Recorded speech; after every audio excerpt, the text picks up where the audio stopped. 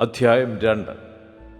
അതുകൊണ്ട് വിധിക്കുന്ന ഏതു മനുഷ്യനുമായുള്ളവേ, നിനക്ക് പ്രതിവാദം പറവാനില്ല. അന്യനെ വിധിക്കുന്നതിൽ നീ നിന്നെ തന്നെ കുറ്റം വിധിക്കുന്നു. വിധിക്കുന്ന നീ അതുതന്നെ പ്രവർത്തിക്കുന്നുവല്ലോ. എന്നാൽ ആവക പ്രവർത്തിക്കുന്നവരുടെ നേരെ ദൈവത്തിൻ്റെ വിധി സത്യാനുസരണയായിരിക്കുന്നുവെന്ന് നാം അറിയുന്നു. ആവക പ്രവർത്തിക്കുന്നവരെ വിധിക്കുകയും അതുതന്നെ പ്രവർത്തിക്കുകയും ചെയ്യുന്ന മനുഷ്യ, നീ ദൈവത്തിൻ്റെ വിധിയിൽ നിന്ന് തെറ്റിയൊഴിയുമെന്ന് നനയ്ക്കുന്നുവോ? അല്ല, ദൈവത്തിൻ്റെ ദയ നിന്നെ മാനസാന്തരത്തിലേക്ക് നടത്തുന്നു എന്നറിയാതെ നീ അവൻ്റെ ദയ, ക്ഷമ, ദീർഘക്ഷാന്തി എന്നിവയുടെ ഐശ്വര്യം നിരസിക്കുന്നുവോ?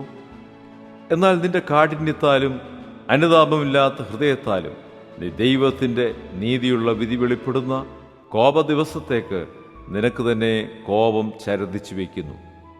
അവൻ ഓരോരുത്തന് അവനവൻ്റെ പ്രവൃത്തിക്ക് തക്ക പകരം ചെയ്യും.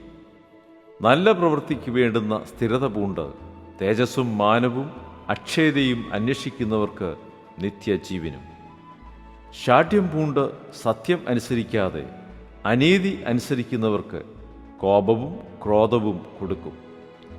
തിന്മ പ്രവർത്തിക്കുന്ന ഏതു മനുഷ്യാത്മാവിനും കഷ്ടവും സങ്കടവും ആദ്യം യഹൂദനും പിന്നെ യവനനും വരും.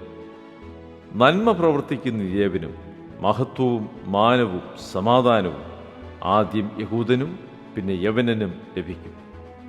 ദൈവത്തിൻ്റെ പക്കൽ മുഖപക്ഷം ഇല്ലല്ലോ. ന്യായപ്രമാണമില്ലാതെ പാപം ചെയ്തവർ ഒക്കെയും ന്യായപ്രമാണം കൂടാതെ നശിച്ചു പോകും. ന്യായപ്രമാണം ഉണ്ടായിട്ട് പാപം ചെയ്തവർ ഒക്കെയും ന്യായപ്രമാണത്താൽ വിധിക്കപ്പെടും. ന്യായപ്രമാണം കേൾക്കുന്നവരല്ല ദൈവസന്നിധിയിൽ നീതിമാന്മാർ, ന്യായപ്രമാണം ആചരിക്കുന്നവരത്രേ നീതീകരിക്കപ്പെടുന്നത്. ന്യായപ്രമാണമില്ലാത്ത ജാതികൾ ന്യായപ്രമാണത്തിലുള്ളത് സ്വഭാവത്താൽ ചെയ്യുമ്പോൾ ന്യായപ്രമാണമില്ലാത്ത അവർ തങ്ങൾക്ക് തന്നെ ഒരു ന്യായപ്രമാണം ആകുന്നു. അവരുടെ മനസ്സാക്ഷികളുടെ സാക്ഷ്യം പറഞ്ഞു അവരുടെ വിചാരങ്ങൾ തമ്മിൽ കുറ്റം ചുമത്തുകയോ പ്രതിവാദിക്കുകയോ ചെയ്തും കൊണ്ട് അവർ ന്യായപ്രമാണത്തിൻ്റെ പ്രവൃത്തി തങ്ങളുടെ ഹൃദയത്തിൽ എഴുതിയിരിക്കുന്നതായി കാണിക്കുന്നു.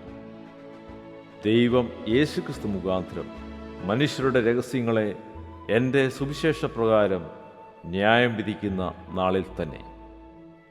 നീയോ യഹൂദനെന്ന് പേർ കൊണ്ട് ന്യായപ്രമാണത്തിൽ ആശ്രയിച്ചും ദൈവത്തിൽ പ്രശംസിച്ചും ന്യായപ്രമാണത്തിൽ നിന്ന് പഠിക്കിയാൽ അവൻ്റെ ഇഷ്ടം അറിഞ്ഞും ഭേദാഭേദങ്ങൾ വിവേചിച്ചും ജ്ഞാനത്തിൻ്റെയും സത്യത്തിൻ്റെയും സ്വരൂപം ന്യായപ്രമാണത്തിൽ നിന്ന് നിനക്ക് ലഭിച്ചതുകൊണ്ട് നീ കുരുടർക്ക് വഴികാട്ടുന്നവൻ, ഇരുട്ടിലുള്ളവർക്ക് വെളിച്ചം, മൂഢരെ പഠിപ്പിക്കുന്നവൻ, ശിശുക്കൾക്ക് ഉപദേഷ്ടാവ് എന്ന് ഉറച്ചിരിക്കുന്നെങ്കിൽ, ഹേ അന്യനെ ഉപദേശിക്കുന്നവനെ, നീ നിന്നെ തന്നെ ഉപദേശിക്കാത്തതെന്ത്?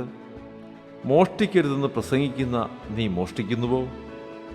വ്യഭിചാരം ചെയ്യരുതെന്ന് പറയുന്ന നീ വ്യഭിചാരം ചെയ്യുന്നുവോ? വിഗ്രഹങ്ങളെ വെറുക്കുന്ന നീ ക്ഷേത്രം കവർച്ച ചെയ്യുന്നുവോ? ന്യായപ്രമാണത്തിൽ പ്രശംസിക്കുന്ന നീ ന്യായപ്രമാണ ലംഘനത്താൽ ദൈവത്തെ അപമാനിക്കുന്നുവോ? നിങ്ങൾ നിമിത്തം ദൈവത്തിൻ്റെ നാമം ജാതികളുടെ ഇടയിൽ ദുഷിക്കപ്പെടുന്നു എന്ന് എഴുതിയിരിക്കുന്നുവല്ലോ. നീ ന്യായപ്രമാണം ആചരിച്ചാൽ പരിച്ഛേദന പ്രയോജനമുള്ളത് സത്യം. ന്യായപ്രമാണ ലംഘിയായാലോ നിന്റെ പരിച്ഛേദന അഗ്രചർമ്മമായി തീർന്നു. അഗ്രചർമ്മി ന്യായപ്രമാണത്തിൻ്റെ നിയമങ്ങളെ പ്രമാണിച്ചാൽ അവൻ്റെ അഗ്രചർമ്മം പരിച്ഛേദനയെന്ന് എണ്ണുകയില്ലയോ?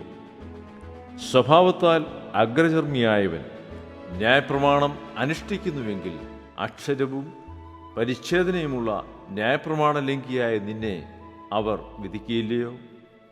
പുറമേ യഹൂദനായവൻ യഹൂദനല്ല, പുറമേ ജഡത്തിലുള്ളത് പരിച്ഛേദനയുമല്ല.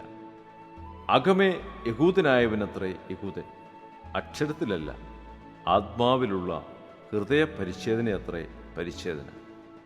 അവന് മനുഷ്യരാലല്ല ദൈവത്താൽ തന്നെ പുകഴ്ച ലഭിക്കും.